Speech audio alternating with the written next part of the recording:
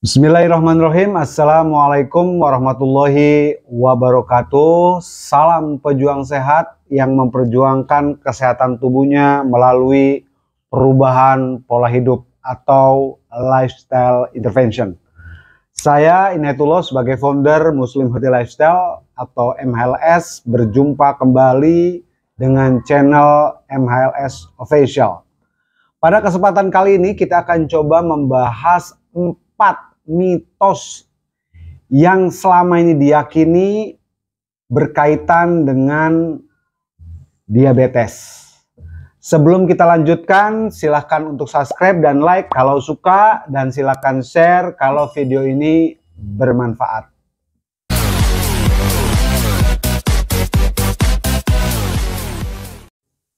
Tiba pembahasan mitos yang pertama, yaitu diabetes disebabkan oleh faktor genetik. Padahal diabetes itu tidak hanya disebabkan oleh faktor genetik, juga disebabkan oleh faktor pola makan dan pola hidup. Pengaruh faktor genetik itu sangat kecil sekali pengaruhnya, sekitar angkanya 5%. Sedangkan pola hidup dan pola makan itu 95%.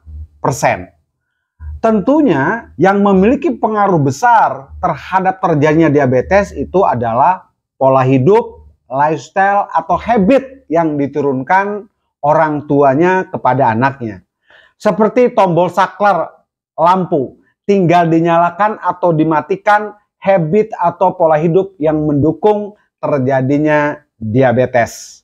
Silahkan komen terhadap tanggapan mitos ini di kolom komentar. Mitos yang kedua, diabetes hanya terkena pada orang yang berbadan gemuk atau obesitas. Memang ada sekitar 85% yang terkena diabetes itu mengalami obesitas atau kelebihan berat badan. Akan tetapi ada 15% sisanya adalah orang-orang yang memiliki berat badan normal. Lalu bagaimana penjelasannya? Kenapa sampai 15% ini yang berbadan normal bisa terkena diabetes? Ini bisa dijelaskan dengan teori namanya personal fat threshold atau teori ambang batas lemak. Teori ini berhipotesis bahwa setiap individu memiliki ambang batas lemak pribadi yang jika terlampaui memungkinkan berkembangnya diabetes. Dengan begitu, mitos diabetes yang hanya menyerang orang gemuk atau obesitas itu tidak tepat atau salah. Untuk memverifikasi dan memvalidasi apakah kita terkena diabetes atau tidak, silahkan cek laboratorium. Minimal 3 yang dicek. 1. Cek GDP, gula darah puasa. Apabila gula darah puasa kita di bawah 100 mg per desiliter, kita aman. 1 titik. Yang kedua, cek HB1C. Yaitu profil gula darah kita 3 bulan terakhir di bawah 5,7% atau tidak. Yang ketiga ada cek HOMA-IR untuk mengetahui bagaimana kinerja hormon insulin kita, apakah sensitif atau resisten. Yaitu kalau sensitif angkanya di bawah 4. Silahkan komen terhadap mitos kedua ini di kolom komentar. Tiba pada pembahasan mitos ketiga, diabetes hanya terkena pada orang tua. Selama ini ada mitos bahwa diabetes adalah penyakit orang tua, sementara yang berusia muda tidak mungkin terkena diabetes. Faktanya tidak demikian. Kasus diabetes pada usia muda di Indonesia itu meroket. Jadi yang terbanyak di ASEAN. Berdasarkan data IDAI, kasus diabetes pada anak melonjak 70 kali lipat di tahun 2023 dibanding dengan tahun 2010. Untuk memverifikasi dan memvalidasi, silahkan cek laboratorium. Minimal 3. 1. Cek gula darah puasa. Apabila gula darah puasa di bawah 100 mg per desiliter, berarti kita aman 1 titik. Titik yang kedua, itu cek HB1C, profil gula darah kita 3 bulan terakhir. Apakah kita di bawah 5,7% nggak HbA1c-nya? Yang ketiga, cek HOMA-IR. Itu mengetahui kinerja hormon insulin kita apakah masih sensitif atau mengalami resisten. Angkanya yang sensitif di bawah angka 4.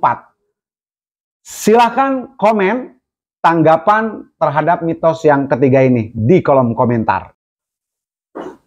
Tiba saatnya kita membahas mitos yang keempat, mitos yang terakhir berkaitan dengan diabetes. Bahwa diabetes tidak bisa disembuhkan, hanya bisa dikontrol dengan obat dan diminum seumur hidup.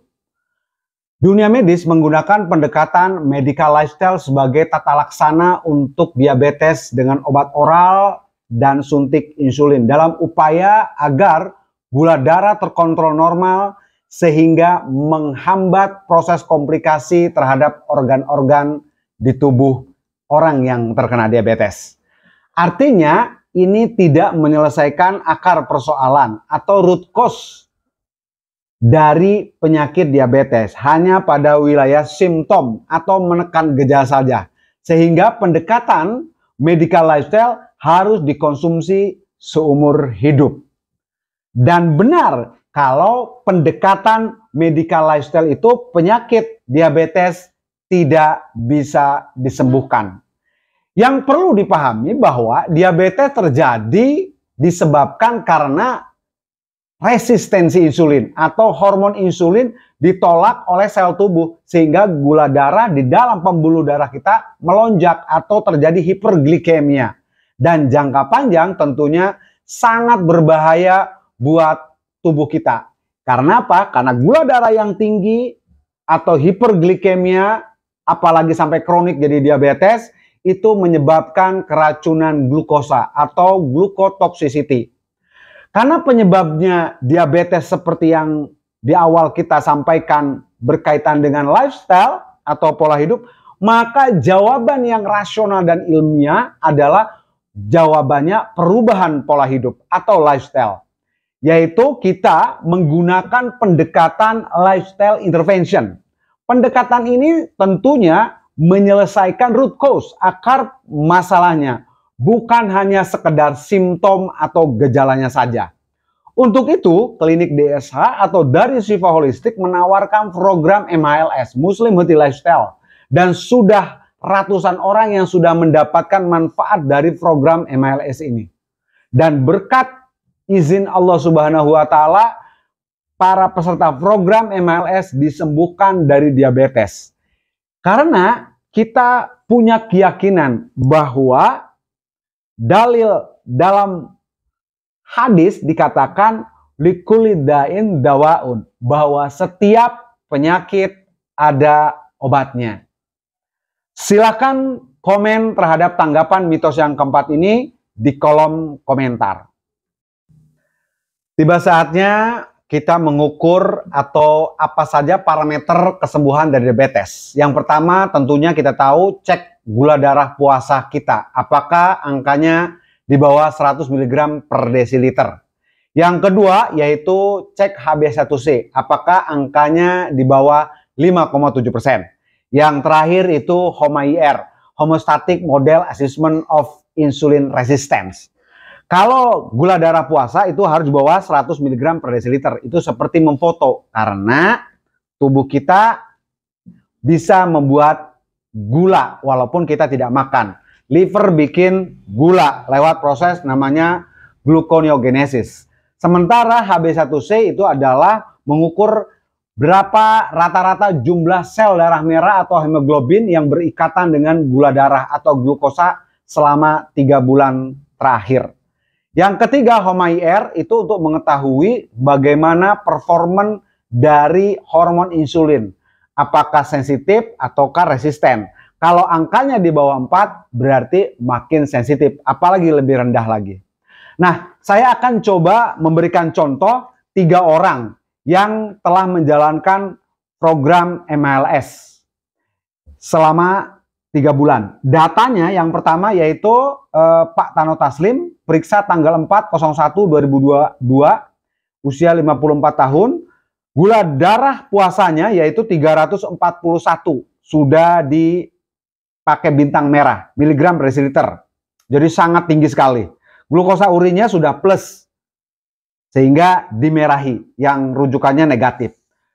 Kemudian setelah 3 bulan, itu tanggal 16/04/2022, diabetesnya, gula darah puasanya itu jadi angka 99 mg per desiliter. Berarti parameter yang pertama sudah dapat. Yang kedua, glukosa urin juga negatif. Yang kedua itu HB1C, yaitu 5,1%. Sehingga parameter yang kedua ini juga menunjukkan bahwa sembuh dari diabetes.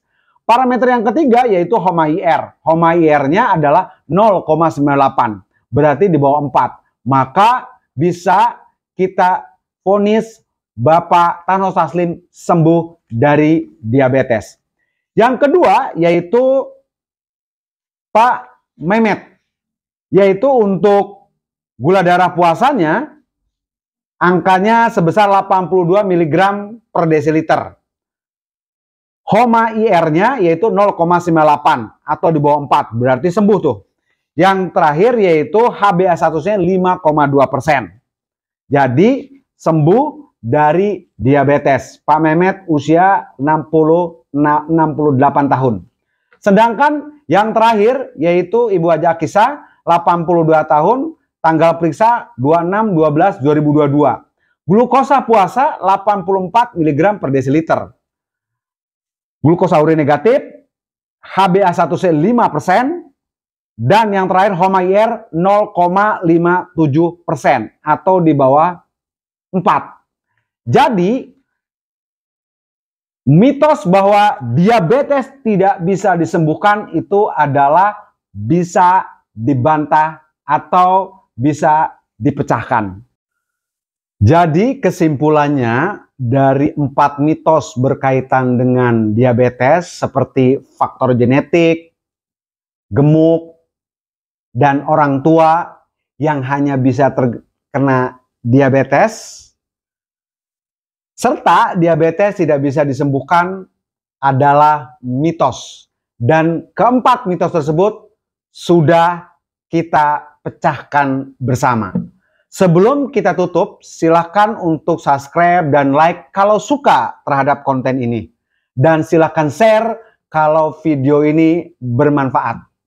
Stay relevan, stay ketosis, stay healthy. Salam pejuang MLS. Billahi taufik wa hidayah. Wassalamualaikum warahmatullahi wabarakatuh.